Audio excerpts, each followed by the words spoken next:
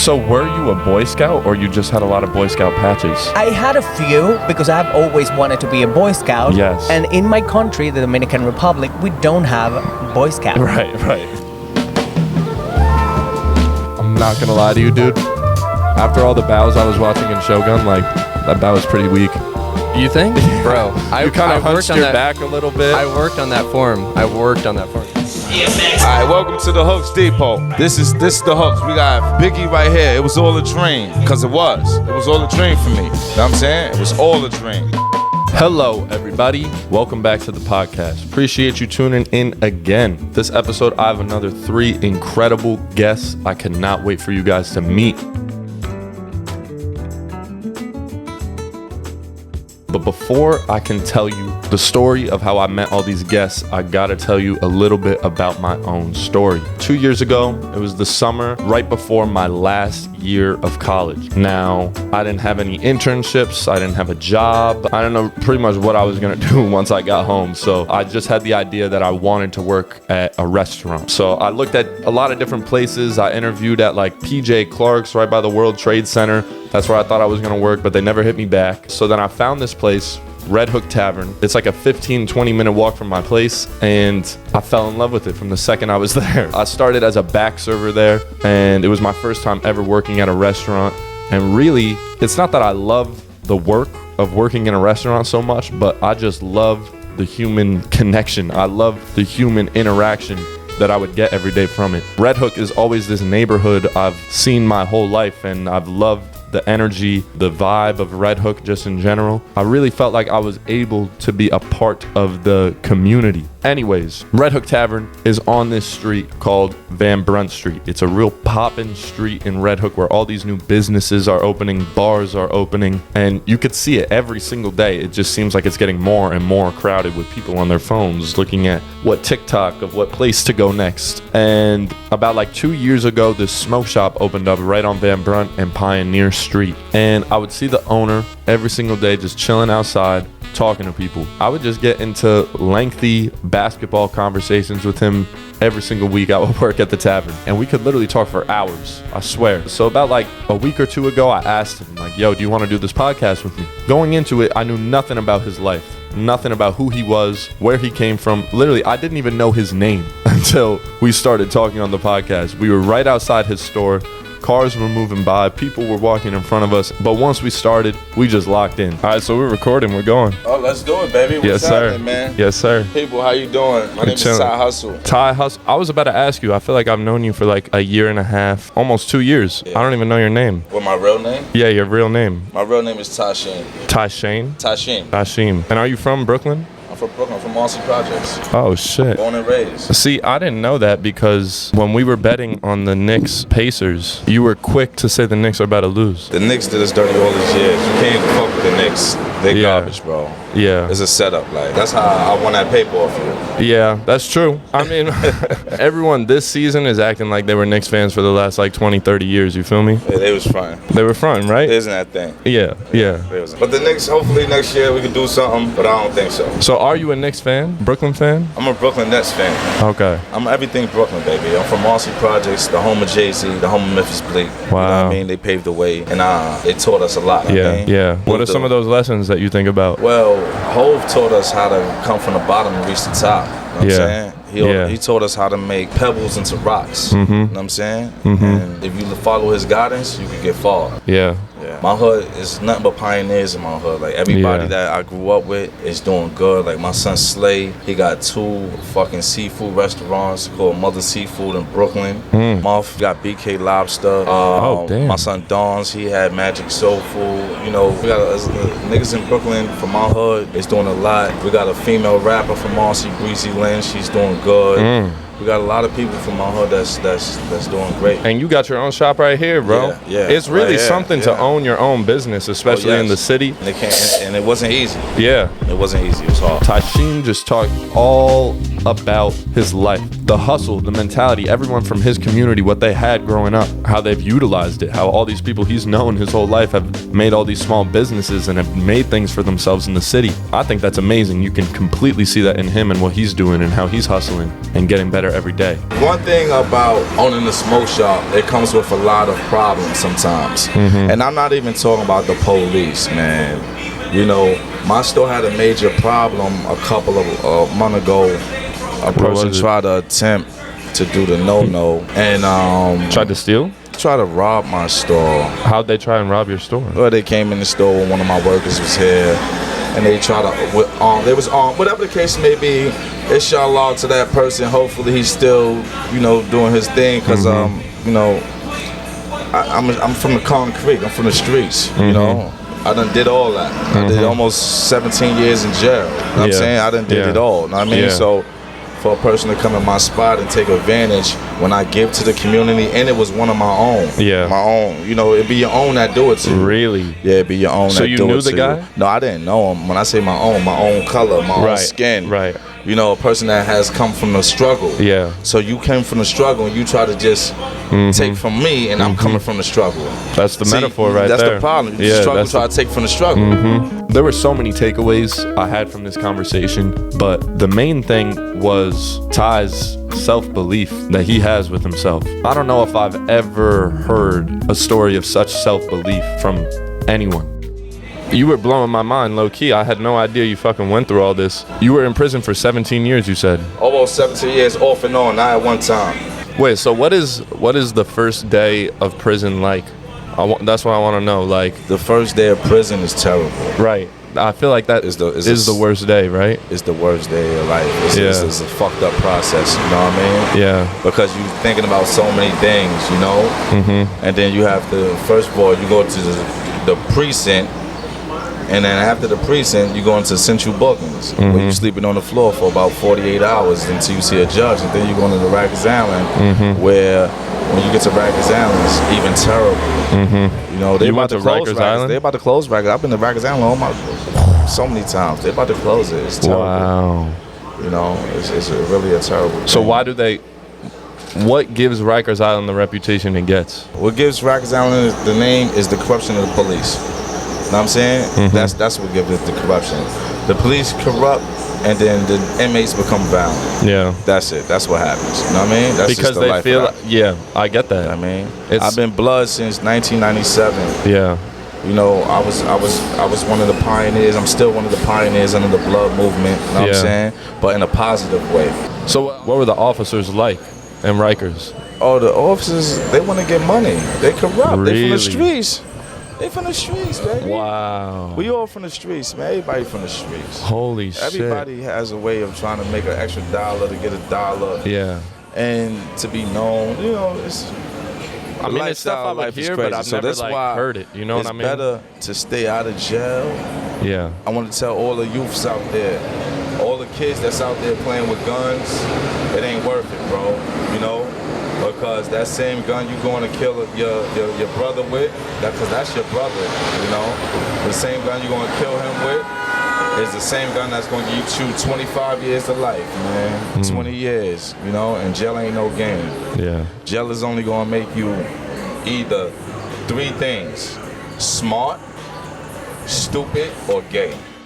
I can't imagine how many points in his life he could have given up at, if that makes sense. I came across this guy who's on the other side of all that trauma and is spreading positivity. Like, it gives me so much belief in what I can do and how I can take gradual steps forward every day. And I'm also a poet. I write poetry. I have a lot of poems going on. For the people that don't know about my shop, please come by the Hooks Depot. Say his name. We're gonna show love. We're gonna do what it do. What needs to be done. I'm gonna give you a discount on anything. When'd you start doing poetry? I was doing poetry since I was in jail. Right. I was just thinking about that. That's totally a place where you would start poetry. Yeah. It feels like. You know, Malcolm X said this. He said he pitched jail second to college. I was speaking to this girl. Her name is Shantasia, and we was talking, and I told her that what Malcolm X told me, and she broke it down to me, and she said, you know what, you're right. because in college we're missing this and this and this, and you have to be focused. And if you focus, you get a degree. In jail, if you focus and you come home, you get a degree. You have a degree in jail. You get your college degree in jail. You know that, right? Yeah. Yeah, I did know that. Yeah, you can get your college degree. And you don't even have to pay for it. You know, you don't have to pay for it. So it's a lot of things in jail that we can utilize that can help us advance in life. But people in jail don't utilize those things so that because they're so caught up in the gang culture, or they so wrapped up in using narcotics. You know what I'm saying? But that's why you gotta check on your people. If you have anybody incarcerated, check them on them, make sure they're strong, and help them help themselves. Yeah. So he mentioned, you know, while he was in prison, he picked up poetry.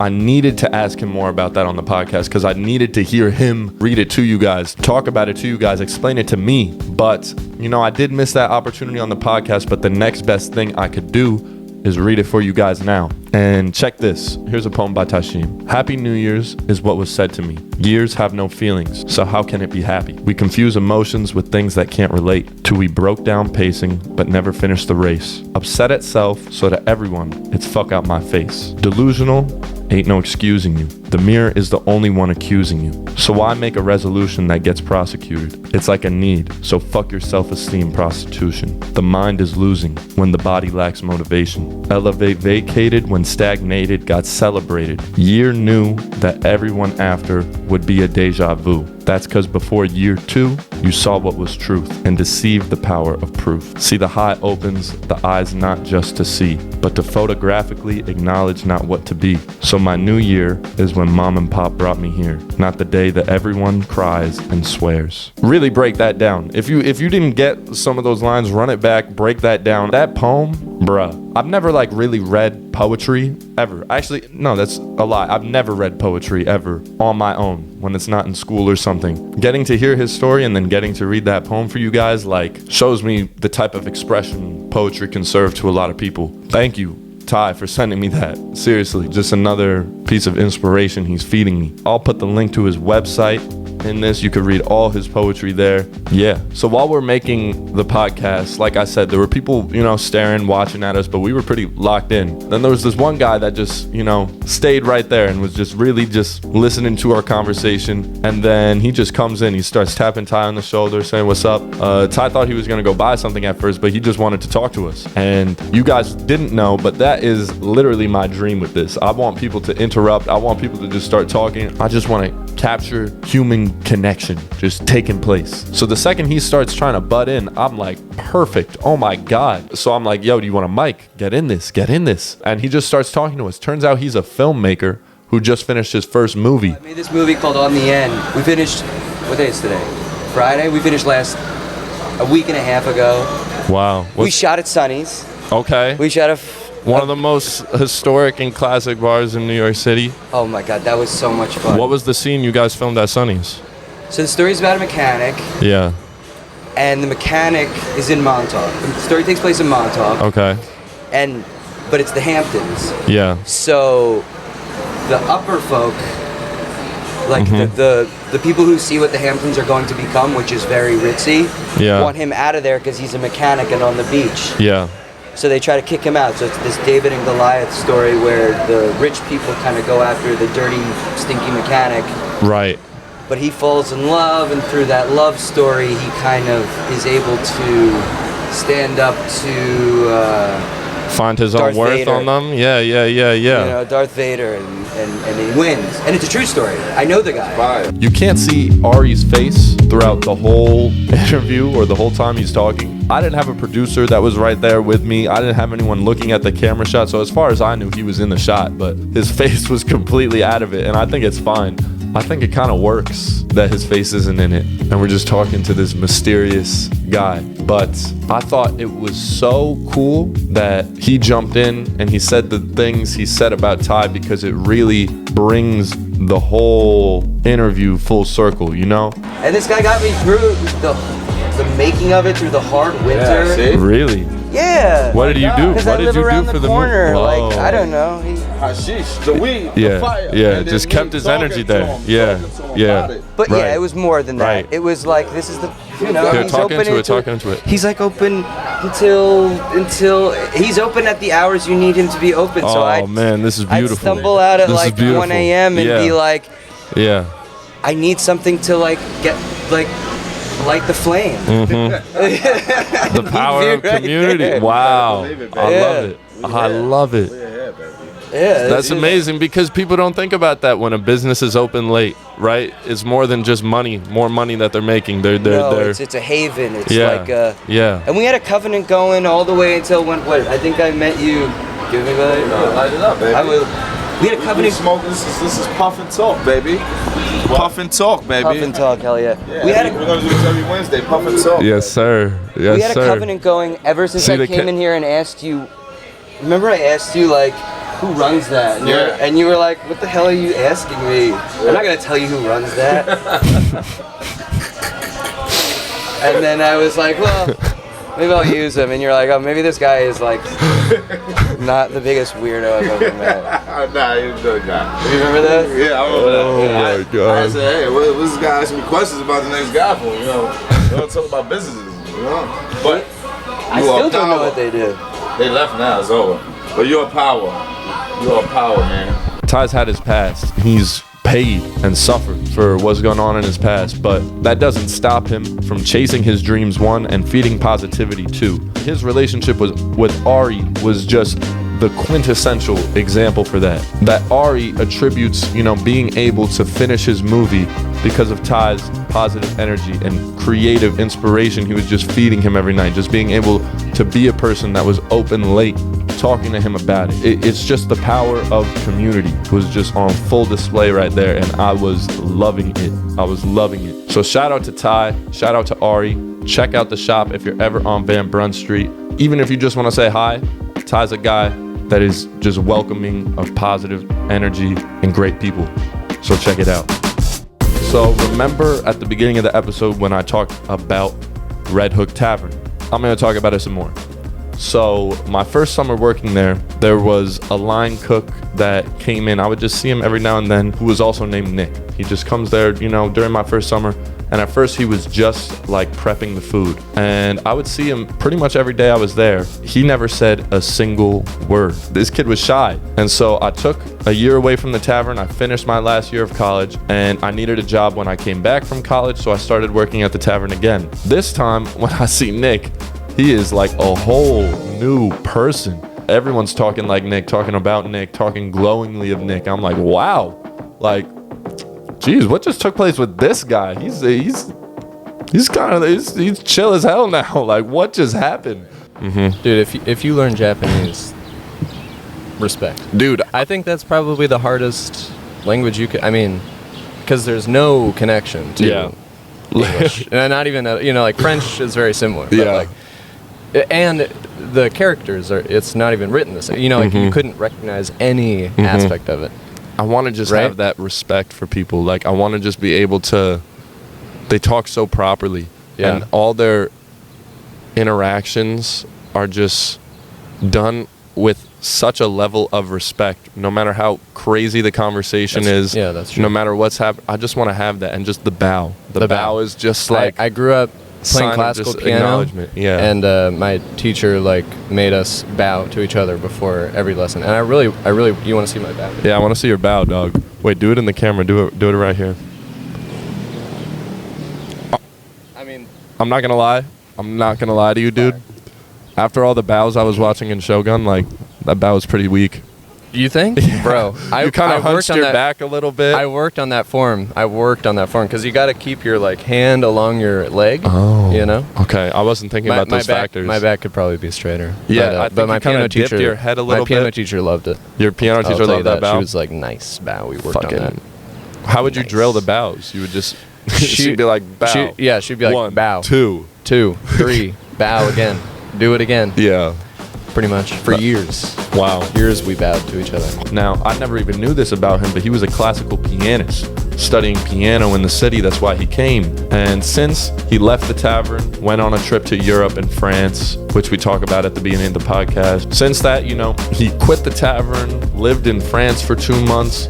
Now he's working at another restaurant, Vinegar Hill House, right next to Dumbo, still cooking there. And he recently started releasing his own music under the name MommyRyan. Unless you know Nick, you know, when I heard that that was his artist name, it just made sense. You know, he's just a guy that makes you chuckle, guy that makes you smile with everything he does. So MommyRyan is kind of a joking, but like also like it kind of encapsulates his personality as a name.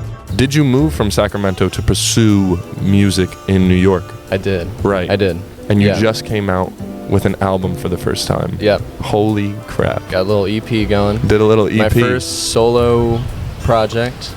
And it's really not something I ever thought I would make, because I came here, like I grew up playing classical piano, and then I got into like jazz, and I still do that, and I came here for the contemporary music and jazz school, Yeah.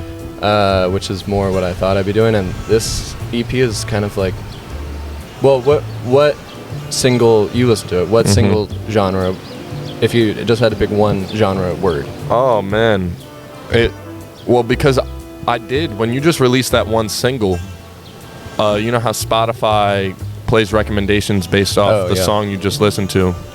I got a lot of like alternative rock out of it. Yeah. But it's kind of like indie rock. Yeah. You know? Okay. Yeah. Yeah, it's like indie rock. It's like indie rock. Right. Yeah. Which is, just not something I thought I would be making. Yeah. But I just kind of like realized you can just make.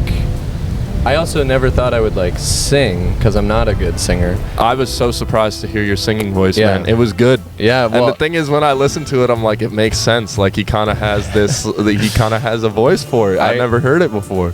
I can do kind of like a, the pop punk like voice. But the thing is, you just use autotune, you use fucking effects, and you double your voice, so it's like, I saw you sing did a lot of you sing that. it twice. A lot of the like, harmonies. Yeah. And so you're singing the same thing twice, and it just helps the intonation kind of like work out, because then it's like the vibe is just, it's a little out of tune. It's your own Right. little chorus. Yeah, right. Yeah. It's like, it's basically a chorus effect. But then, basically like a couple of years ago, I just realized like you can just make music on the computer. You can make everything on the computer. It's crazy. Even if I barely play guitar, Dude. I can just, play it enough to like record some shit, record my voice, record program drums, all in my room, all in my computer. I could just see that, like, I think Nick is going to be super successful with what he's doing, because I've seen him go from this super shy food prepping cook into now expressing himself and becoming an artist and putting his shit out there. He still has a long way to go. Don't get me wrong. So do I. But I think it was beautiful to have that moment with him talking about the album, talking about, where he sees himself going, because I really do continue to see him growing and getting out of his shell every single day. So I think he's only going to keep it going. Watch out. So to tell you about the third person I interviewed for this podcast, I need you guys to meet my dog, Luna. Now, Luna is adorable. Like, objectively, I can't deny it, right? No one can deny it. She's one of the cutest freaking dogs I think the planet has ever seen. So there are a lot of people on the street when I'm walking her that come, try and approach me, try and talk to her, try and do whatever. But she's very, very apprehensive of everyone she meets. She usually ends up just like barking at them, scaring them away, literally. People go from like loving Luna or like loving the look of her to being like extremely afraid of her within seconds. But there's one store on Court Street that Luna and every single dog in Carroll Gardens is obsessed with, and that is Painted Swan. It's a home decor store. It's also a store where they have classes on how to paint, make art, remodel old furniture, or anything else that you have. So definitely check out Painted Swan. And about a year or two ago, I would take Luna in there every day, and they had this guy, Yulio, working in there at the front. Yulio, every time I saw him in the store, he just had this infectious energy everyone loved. The owner, Andrea, loved. He was the king of Painted Swan, and the energy he would give to everyone, like the perfect person for customer service. And it's just because he was himself. He was expressive. He was amazing. And Luna loved Yulio, loved him. He was such an infectious energy of that store and just of that block. And every day when I would take Luna in to see Yulio, she was over the moon happy. To this day, whenever Luna sees Yulio, she just sits down. She loved Yulio. So yeah, I asked Yulio to be on the podcast. We were in Brooklyn Bridge Park, and he comes wearing just the most amazing self-made jacket ever. You gotta let us know. So where'd you get this? So I was upstate and I like thrifted it. Yeah. Like I love like thrifting. And when I got home, I had like a few Boy Scout badges and like things. And it was sitting for a little bit in my closet because I didn't know what to do with it. And then I watched a show on Netflix called Boy Scouts. No, Scouts Honor. It's about how kids used to get abused in the Boy Scout. And I was like, that is so sad and deep. Okay. And I don't know if I should touch that topic because to me there's very delicate things to talk about. It like if you don't go through it, like to me it's sort of like sensitive. Yeah, people obviously don't know the experience unless you've really gone through it. Exactly. Yeah. But what I've learned like in life and like by doing art is that if whatever you do comes from a place of love and respect, you can go places that in normal life you wouldn't, because that's what art does. So that's when I started like adding like little things like day by day to the jacket. So were you a Boy Scout, or you just had a lot of Boy Scout patches? I had a few because I've always wanted to be a Boy Scout. Yes. And in my country, the Dominican Republic, we don't have Boy Scouts. Right. So after like I thought of it, I was like, okay, maybe I'll get a few more Boy Scout things. Right. And that's how like the jacket started. And I even left like the little tag. You can see it right there with like the price and everything, because it was like it's like whatever I find, I put it on. What was the allure of Boy Scouts for you as a child? Was it the fashion? Was that like a big aspect of it? Of course it was. As sad as it sounds, or as interesting as it sounds, yes it was. Right. So did you know any Boy Scouts growing up, or you just saw pictures and like the fashion and like the patches? I like just on TV. Yeah. And like the So it sounds like movies. this jacket is like a manifestation of like your childhood like fashion dreams. You know what I'm saying? Yes. Yeah. Yes, and also talking about it, it was also like a commentary on how kids get like crazy like toys. Like why do we give kids like guns and stuff? And that's why you see like guns and like the there's army a whole little message to yes. And like the how do you call the green little soldiers? I don't even know what you call them. But it's like 3D. That's my favorite part of it, actually, that you put like little, you know, the guys in Toy Story, the little like army soldiers. Yes. It looks like they're like living like in different scenes on your. It's so cool. I swear to God, I've never seen a jacket like this. Well, thank you. And it was actually like long, like almost to my like legs, and I was like, it's calling too much attention to that, so that's why I cropped it. Yulio left Painted Swan to become an actor, and Yulio would always tell these stories about how he was an extra on this one set and how he just had the most beautiful descriptions of what he did, and he was just approaching it from such a positive place, and it was so amazing to hear. Here was a guy who was living in his own movie in New York versus where he grew up, and just approaching every day with just this magic that's placed in front of him. So you started just by randomly becoming an extra on whatever you could, right? Like where were you finding these gigs? There are a few apps, casting networks, Grant Wilfrey,